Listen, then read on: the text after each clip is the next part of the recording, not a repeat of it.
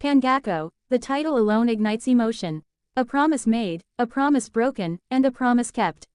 From the very beginning, this episode gripped viewers by the throat and refused to let go. It opened with a silence that said more than any line of dialogue could. Grace, our center, our fragile yet unyielding heart, sat in the corner, clutching a photograph, its edges worn from the tears of countless memories.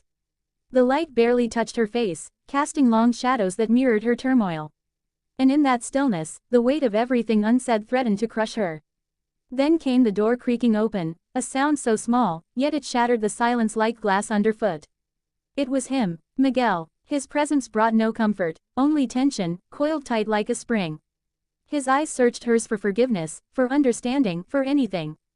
But Grace, she remained frozen. Her pain was too deep to be softened by apologies. Flashbacks blurred into present time, a technique the director mastered in this episode. We were whisked back to their laughter, their moments of stolen joy beneath the rain, the vows whispered when no one else was watching.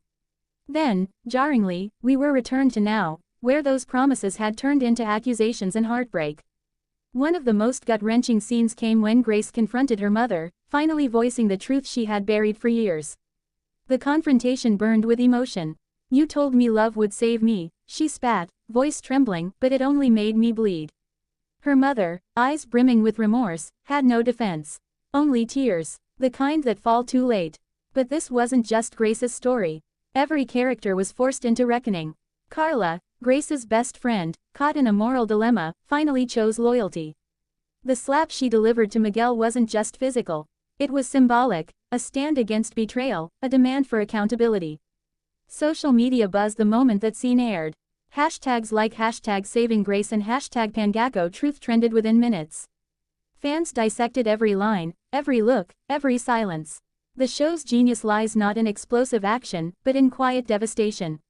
The church scene, will go down as one of the most iconic in Filipino television.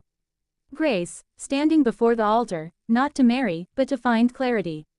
"I came here to find peace, not to forgive," she said, her voice echoing off the ancient stone walls. And there, amid candles flickering like dying hopes, she finally wept. This episode also gave depth to characters previously left in the margins. Mateo, Miguel's brother, emerged from the shadows. His loyalty to Grace, his silent support, sparked new questions. Was there more than friendship? Did he, perhaps, love her all along? The way his gaze lingered when she wasn't looking said everything. The cinematography elevated the storytelling, rain falling during moments of sorrow, sunlight streaming through windows during flickers of hope.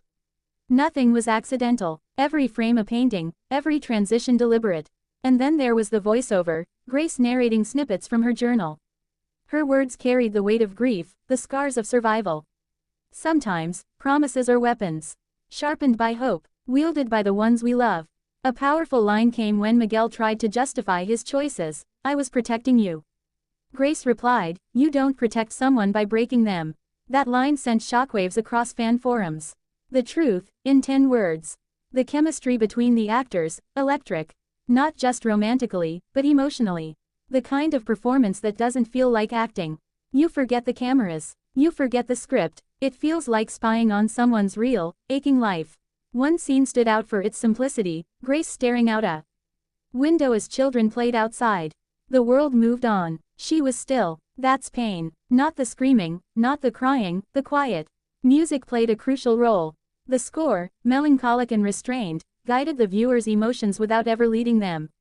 The soft piano, the lone violin, it was as if the instruments wept with Grace. In this episode, even silence spoke. When Grace and Miguel sat opposite each other, saying nothing, the air between them crackled. Years of love, betrayal, resentment, and longing hung in that silence. It was more powerful than any screaming match. Another powerful subplot involved Grace's father, a man we thought absent, revealed to be watching from the sidelines. His reappearance shook the foundation of Grace's world. And yet, she did not crumble. She stood taller. The costume design subtly told its own story.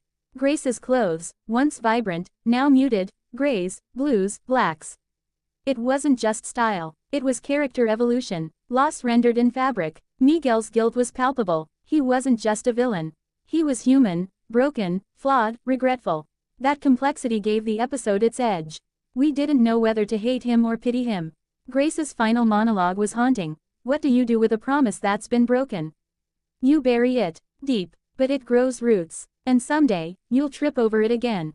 Carla's loyalty became the moral compass of the show. Her unwavering support, her tough love, reminded us that friendship can be just as life-saving as romance. Fans praised the scriptwriters for their bravery, tackling trauma, trust, betrayal, and forgiveness without sugarcoating. There was no perfect ending, and that's what made it perfect. Life doesn't wrap things in neat bows. The episode respected the truth. A subtle detail, the photo Grace held at the beginning reappeared at the end, this time, torn in half. Symbolism that screamed. The dialogue was crisp, poetic at times, devastating in others. You didn't lose me, Grace said, you gave me away. Few lines cut deeper. The direction leaned into vulnerability. Long takes, lingering shots, letting the actors breathe, letting emotions rise naturally. Grace's scream, one long, primal wail in the rain, will be remembered. It wasn't just grief. It was liberation, a soul breaking free. Social commentary ran deep. The expectations placed on women. The burden of silence. The price of forgiveness. Every subplot wove seamlessly into the central thread. No character felt wasted. Every arc served the greater tapestry. Flashbacks of younger Grace added dimension. Her optimism then, her brokenness now, a painful contrast. Even minor characters left a mark. The old woman in the church who simply said, "Child, even saints wept," became a fan favorite. Set design captured mood, cluttered rooms, dim lighting, old clocks ticking in quiet agony. No easy answers were given. That's rare in drama, but real life doesn't come with cue cards. Pacing was masterful, not rushed, not dragged. Every moment earned. The moral conflict, love versus self-worth, was the episode's heartbeat. There was growth. Grace wasn't just sad, she evolved. By the end, she wasn't the same woman. She was sharper, braver. Symbolism dotted the episode. A broken necklace, a locked door, wilting flowers, all metaphors that deepened the impact. A standout visual. Grace alone at a dinner table, one plate set, the other empty. That emptiness spoke volumes. The ending wasn't an ending. It was a beginning of Grace's new chapter. Alone, yes, but not lonely. There's a difference. The final shot. Grace walking away from the camera, into the morning light. No music, just her footsteps, and hope. Pangako wasn't just a promise made between characters.